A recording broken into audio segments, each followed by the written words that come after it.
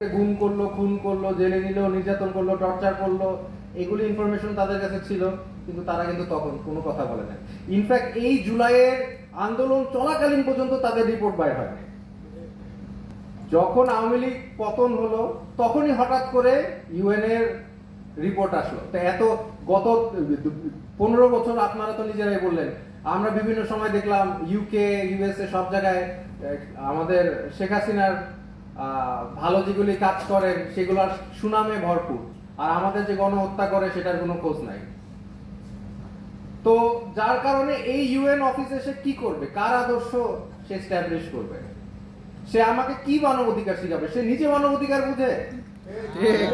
মানবাধিকার কোত্থেকে আসে, এটা কি খাওয়া যায় না কোথা থেকে আসে, সেটা তো সে নিজেই জানে না। দেখেন মাকাও মুতুয়া একজন ছিলেন, উনি হচ্ছেন আমেরিকান একজন আইনজ্ঞ, এমন জাজ হওয়ার কথা ছিল।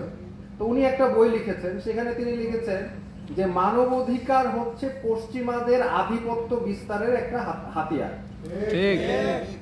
তারা আপনাকে এখানে বিভিন্ন ভাবে এনজিও এবং আদার্স, এটা আমার কথা না পাইতে হবে, আপনার মনে করেন আমি নিজের মন করার কথা বলছি। আমেরিকার মাকাও মুতুয়া ওনার বইয়ে লেখা যে তারা এই মানবাধিকার দিয়ে তাদের নৈতিকতা, তাদের আদর্শ এবং তাদের বিকৃত চিন্তাধারা আমাদের এখানে এস্টাবলিশ করে, তাদের আধিপত্য বিস্তার করে।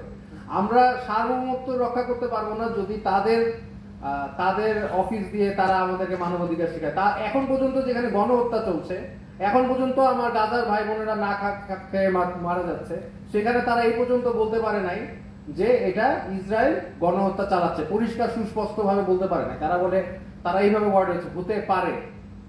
কিন্তু আমরা যদি এই কাজটা করতাম, যদি ধরেন বাংলাদেশ করতো, মায়ানমারের সাথে 50,000 নারী পুরুষ মেরে ফেলতো, তাহলে আমরা কিন্তু তখন আবার তাদের একটু গণহত্যাকারী আমাদেরকে বলতে কোনো সমস্যা হতো না।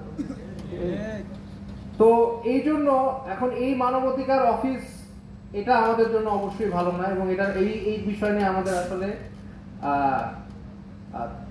আসলে চিন্তা করতে হবে, এবং আমাদের এই বিষয় নিয়ে আরো আমাদের জনগণকে বোঝাতে হবে যে মানবাধিকার তাদের থেকে আমরা মানবাধিকার শিখবো না, তারা আমাদের কাছ থেকে মানবাধিকার শিখবে। আমার বক্তব্য শেষ করছে। আসসালামু আলাইকুম।